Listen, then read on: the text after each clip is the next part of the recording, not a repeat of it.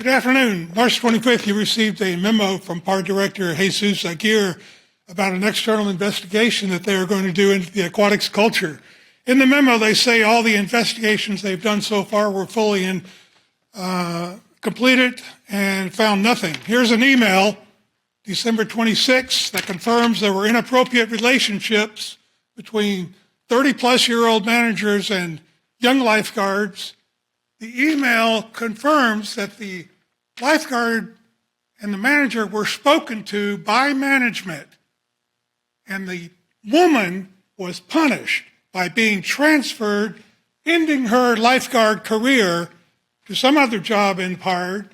The man remained manager and still works at Barton Springs. This is evidence. They are not conducting formal investigations adequately or professionally. They also lie in this email. They say that the lifeguards involved were hired by PARD at age 16. I have old emails that contain schedules when these two lifeguards were 16 and 17 their first summer. PARD says they were hired at 18. They lie. They were hired at 16 and 17. Maybe they got into the relationships at 18, but there was grooming going on. Another case that went uninvestigated because they couldn't find the names of the two women in the report filed with the city auditor because they were in their first names. When I was standing back there, got an email, a text from one of those guards. She's really upset, so pardon her language.